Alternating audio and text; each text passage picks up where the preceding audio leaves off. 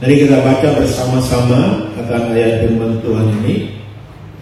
Yeremia pasal yang ke-7 ayat 23. Sudah dapat mari kita baca bersama. 1, 2, 3. Hanya yang berikut inilah yang telah kuperintahkan kepada mereka. Dengarkanlah suaraku, maka aku akan menjadi Allahmu dan kamu akan menjadi umatku, dan ikutilah seluruh jalan yang kuperintahkan kepadamu supaya kamu berbahagia. Terus saudara, kita mau belajar kebenaran firman Tuhan pada hari ini dengan tema dengarkanlah suara Tuhan dan ikutilah. Dengarkanlah suara Tuhan dan ikutilah. Satu kali ada sebuah keluarga sedang bertamasya di sebuah garden, di sebuah taman, di hutan, di taman di dekat hutan yang cukup lebat. Mereka bertamasya di sana, mereka camping di daerah itu di tepi sungai. Tak jauh itu ada sungai dan mereka buat tenda di situ. Satu keluarga cukup besar, ada anak, ada istri, ada juga family lain yang ikut di situ. Satu kali tiba-tiba bapaknya, suami ini atau yang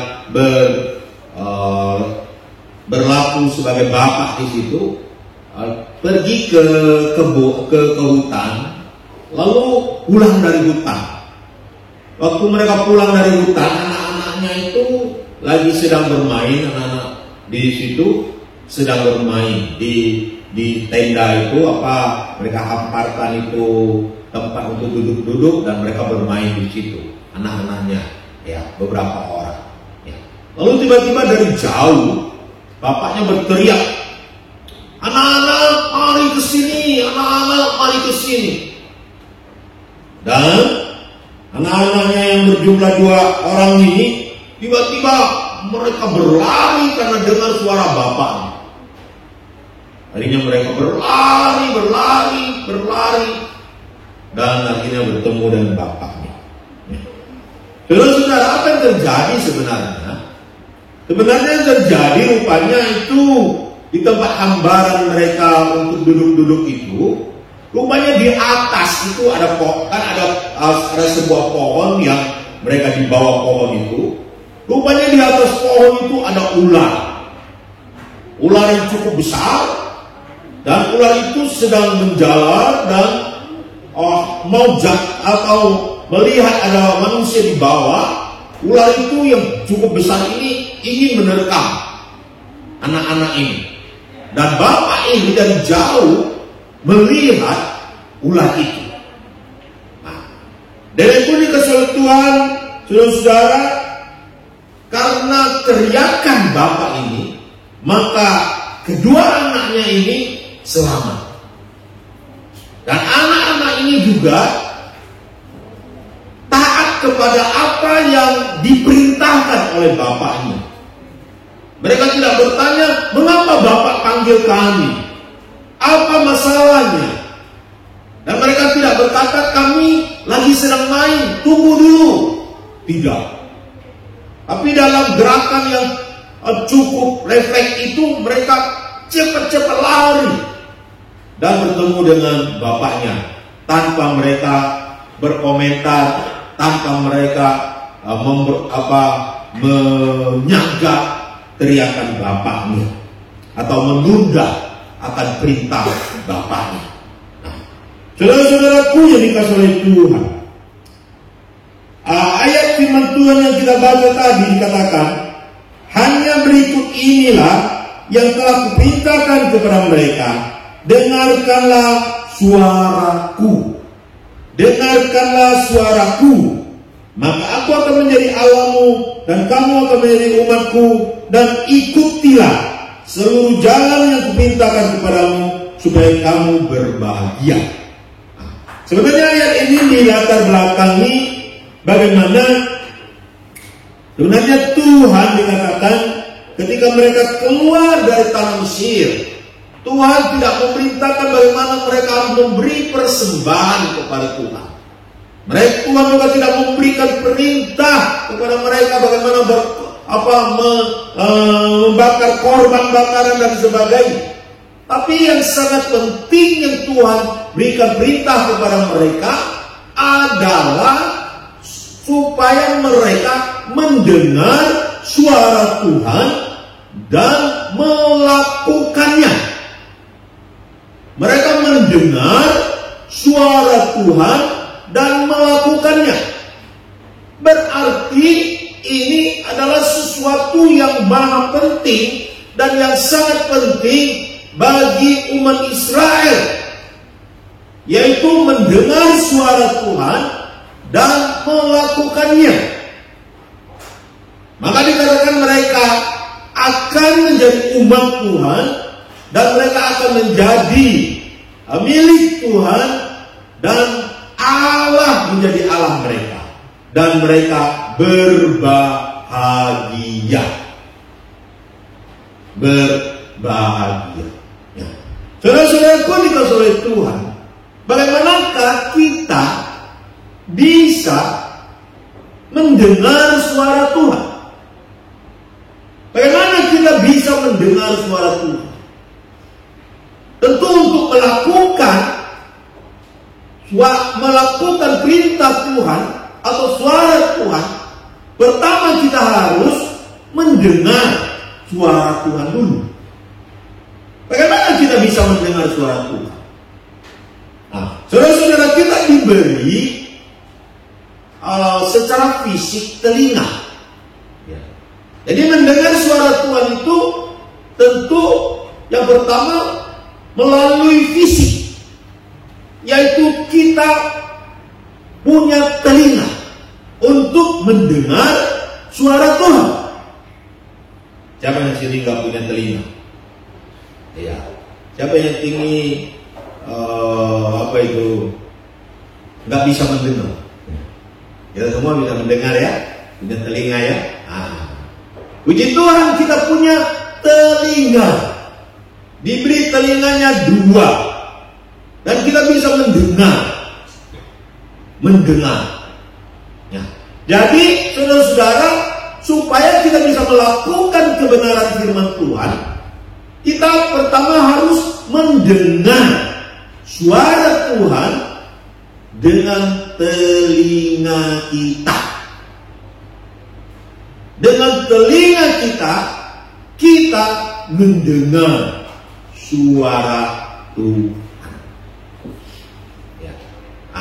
Saudara-saudaraku dikasih oleh Tuhan, makanya kita ada khotbah di gereja, kita bisa mendengar suara Tuhan. Itu secara fisik, telinga ini harus mendengar suara Tuhan. Nah, sekarang apakah kita banyak mendengar suara Tuhan atau banyak mendengar suara yang lain? Ya. Suara setan, suara manusia, ya, atau kita ada mendengar suara Tuhan? Karena yang kita lebih suka, ya kan? Kadang kita dengar musik, ya oke, nggak masalah. Tapi apakah kita juga mendengar suara Tuhan melalui lagu-lagu rohani? Nah, suara Tuhan secara fisik harus didengar melalui telinga. Makanya kita harus mendengar. Apakah kita di rumah juga ada mendengar melalui telinga juga akan suara Tuhan melalui khotbah-khotbah di YouTube? Ya tentu cari yang Alkitabiah punya lah. Nah, apakah kita mendengar suara Tuhan melalui telinga kita? Ya. kita terlalu sering kadang-kadang mendengar suara-suara dunia. Kita jarang mendengar suara-suara Tuhan melalui khotbah-khotbah yang ada. Kita lebih suka dengar seperti Simpson ya. Kalau Simpson itu lebih suka dengar suara Delila, ya, rayuan-rayuan, ya. Kalau kita, ya apalagi yang sedang pacaran, ya kan. Kalau ngomong dengan pacarnya bisa apa? Oh, 1 jam 2 jam gak capek kan? Ya, 1 hari gak dengar suara dia, rasanya apa? Rindu banget gitu. Betul nggak guys? Rindu banget. Betul nggak Win? Kalau nggak dengar suaranya rasanya rindu banget gitu. Ya. Tapi apakah kita kalau tidak dengar suara Tuhan kita rindu?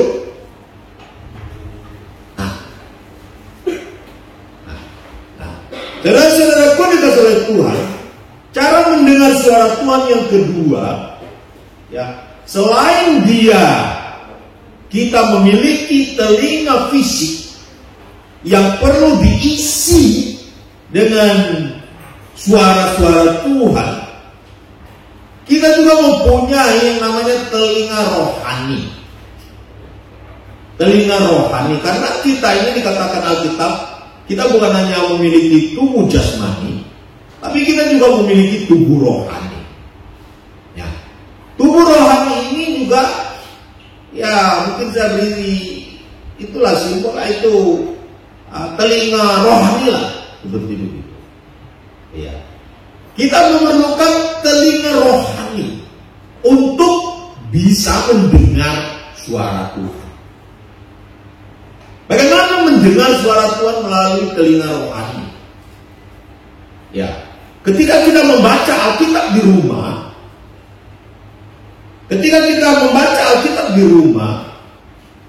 ketika kita mengerti Alkitab itu, kita mendengar suara Tuhan berbicara kepada kita.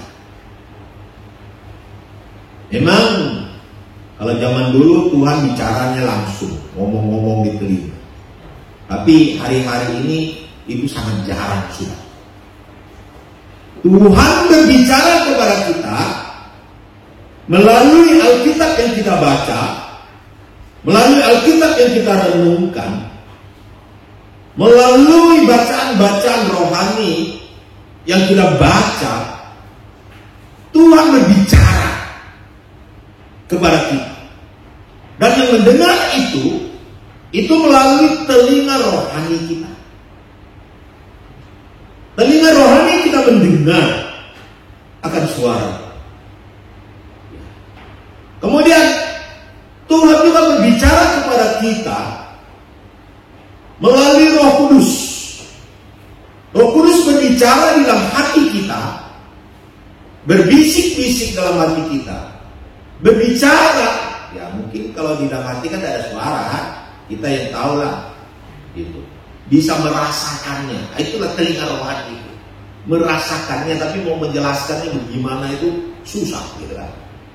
Tapi sepertinya ada sesuatu yang berbicara kepada kita di dalam manusia batiniah kita, manusia rohani kita. Disitulah Roh Kudus berbicara kepada kita. Kemudian Roh Tuhan juga berbicara kepada kita melalui berbagai pernyataan-pernyataan dunia, ya, yang kita lihat, yang kita dengar, yang kita baca, peristiwa-peristiwa terjadi. Kadang-kadang ada sesuatu yang Tuhan bicara kepada kita. Ya, sepertinya ada suara yang berbicara kepada hati kita. Allah berbicara kepada kita seperti, sehingga kita memiliki telinga rohani untuk mendengarkan. Bahkan kadang-kadang ketika sepertinya kita tak mengerti. Yang menjadi persoalannya adalah kadang-kadang kita tidak mengerti. Kalau pembacaan Alkitab agak mending, kita lebih gampang mengerti. Khotbah-khotbah pun gampang, kita lebih gampang mengerti. Tapi kadang-kadang ketika Roh Kudus berbicara melalui berbagai masalah, berbagai kehidupan, berbagai peristiwa, di situ yang kadang-kadang kita mungkin kalau kita yang nggak peka, kita nggak bisa menangkap. Apakah ini suara Tuhan? Apakah ini suara hantu? Apakah ini suara manusia? Apakah ini suara apa? Gitu. Sehingga kalau sudah begitu, kita harus mengkonfirmasi semua itu dengan kebenaran Alkitab yang tertulis. Karena Roh Kudus berbicara kepada kita tidak akan melanggar apa yang tertulis dalam Alkitab. Gitu.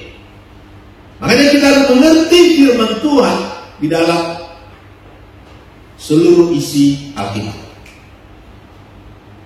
Kalau bisa seluruh isi Alkitab dari kitab Kejadian sampai Wahyu kita baca semua. Karena ketika kita konfirmasi dengan Tuhan melalui firman yang tertulis, kita bergumul juga di dalamnya, nanti kita akan menemukan apakah itu suara Tuhan atau tidak. Dan Tuhan akan menyatakan itu biasanya melalui peristiwa-peristiwa tertentu yang akan bisa terjadi dalam kehidupan kita. Apakah itu suara Tuhan atau tidak? Saudara-saudaraku dikasihi oleh Tuhan, kita harus mendengar suara Tuhan. Itu yang paling penting dalam hidup kekristenan kita. Dunia sudah terlalu banyak suara, banyak sekali suara. Kita harus mendengar suara Tuhan. Kalau enggak, kita akan tersesat dan kita akan hancur. Ya. Kemudian setelah kita mendengar suara Tuhan, maka kita harus melakukan perintah-perintah Tuhan itu dengan baik.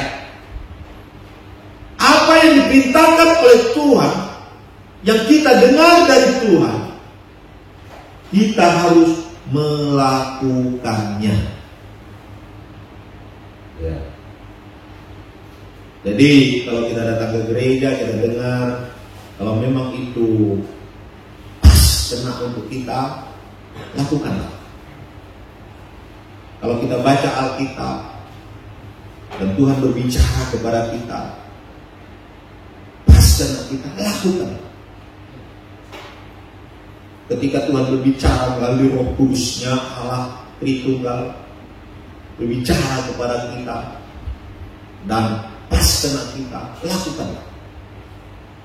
Apa yang Tuhan bicarakan kepada kita, lakukan dalam hidup kita. Memang dalam melakukan firman Tuhan itu tidak gampang, tetapi tujuan Allah berbicara kepada kita dan kita melakukan kebenaran firman Tuhan, melakukan suara Tuhan, karena kita adalah umat-Nya dan Dia Allah kita. Dan tujuan terakhir adalah untuk kebahagiaan kita. Saya pernah bertemu dengan anak kecil, mungkin ya besar, lebih kecil dari Agios. Nah, mungkin baru umur 7-8 tahun. Lalu saya coba memberikan kue sama dia. Kebetulan pas ada kue, karena saya lihat anak-anak kan saya suka kasih sama kue. Dia nggak berani ambil kue saya. Padahal dia suka itu kue. Tapi dia nggak berani. Biasa kan anak-anak kan suka ciki, suka apa kan. Nah, ketika saya kasih, dia nggak berani ambil. Mengapa dia nggak berani ambil? Dia berkata, saya harus bertanya sama mama saya. Kalau mama saya berkata boleh ambil, baru saya ambil. Kalau mama saya berkata jangan ambil, saya nggak boleh ambil. Oh, saya terkejut sekali. Orang ini begitu taat, anak kecil ini begitu tunduk kepada orang tua.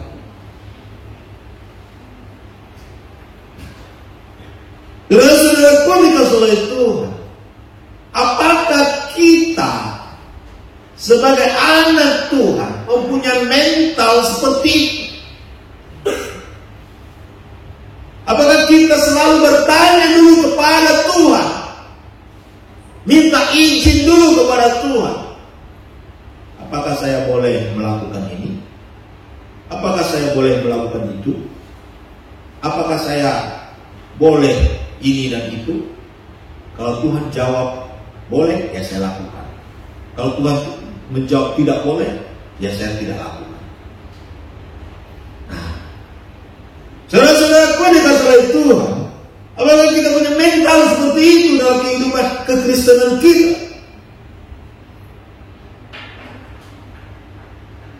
Tentu orang tua dari anak ini, mengapa dia seperti itu memberi perintah kepada anaknya?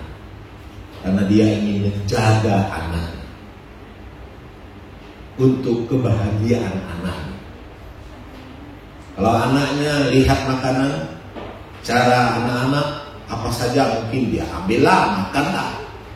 Tapi apakah itu membahayakan dia? Tentu tujuan orang tua adalah demi kebahagiaan anak. Tuhan memberi perintah kepada kita, bukan supaya kita ini jadi robot, bukan supaya kita ini kehilangan kebahagiaan, bukan supaya kita ini menjadi orang yang buta seperti begitu. Tidak. Tapi Tuhan memberi perintah kepada kita, dan supaya kita melakukan perintah itu untuk kebahagiaan kita ujungnya. Jadi kalau ada konsep, ya itu yang penting saya senang deh, ya, hapuskan itu konsep. Kalau hari ini kita punya konsep dalam hidup kekristenan kita, yang penting saya senang, saya lakukan. Hapuskan itu semua.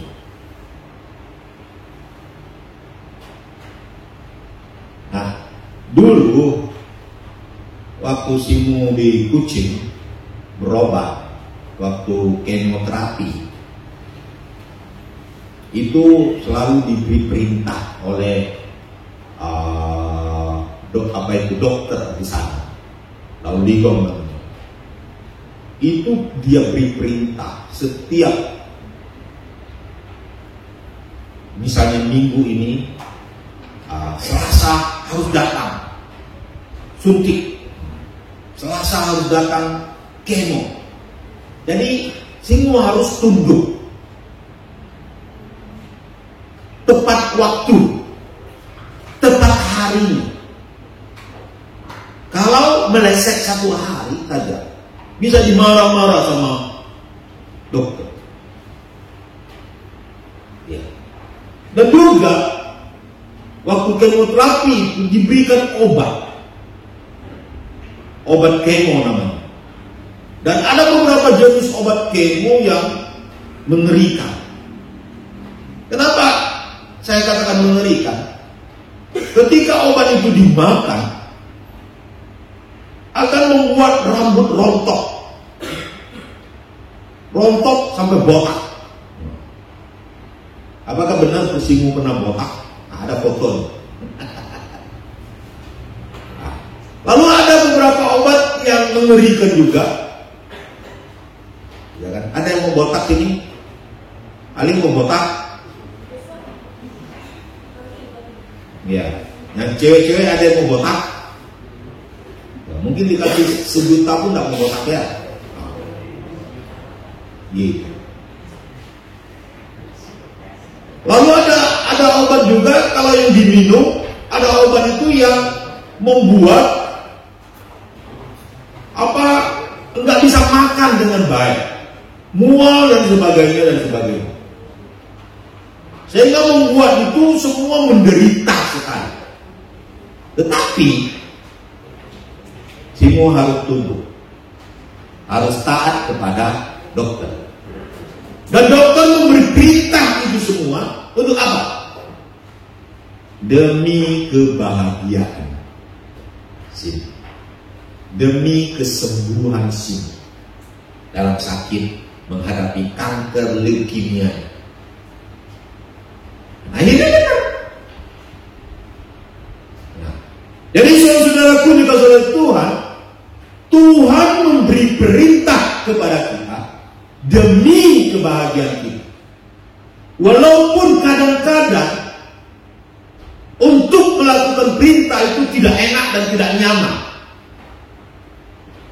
Enakkah minum obat yang buat kepala botak? Mau? Enakkah dapat obat yang buat kita tidak bisa makan, tidak enak dan sebagainya? Tapi karena itu demi kebahagiaan si melakukan. Dan ada saudara-saudara yang kata itu, Tuhan memberi perintah bagi kita untuk kebahagiaan kita. Walaupun kadang-kadang itu tidak enak dan tidak nyaman, mari kita tetap lakukan. Amin. Kalau kita lakukan, maka kebahagiaan akan menjadi bagian dalam hidup kita. Mari kita baca ulang ayat ini bersama-sama. Kita bangkit berdiri.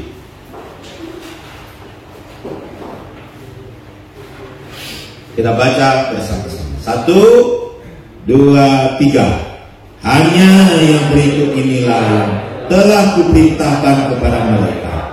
Dengarkanlah suaraku, maka aku akan menjadi Allahmu, dan kamu akan menjadi umatku. Dan ikutilah seluruh jalan yang kuperintahkan kepadamu, supaya kamu berbahagia. Mau berbahagia? Mau celaka? Tidak mau. Mau bahagia? Lakukanlah perintah-perintah Tuhan. Walaupun itu kadang-kadang tidak nyaman dan tidak enak untuk kita lakukan. Mari kita berdoa. Bapak Surgawi, kami bersyukur untuk malam ini kami boleh mendengar firman-Mu. Kami tahu kadang-kadang firman-Mu tidak gampang kami lakukan, tapi kami tahu segala perintah-Mu adalah untuk kebahagiaan kami. Ajar kami dan mampukan kami melakukan segala perintah-perintah-Mu ya Tuhan, sehingga kami boleh berbahagia dan kami boleh semakin memuliakan Engkau dan meninggikan Engkau dalam seluruh hidup kami. Kami berdoa, kami mengucap syukur dalam satu nama Tuhan kami Yesus Kristus. Amin.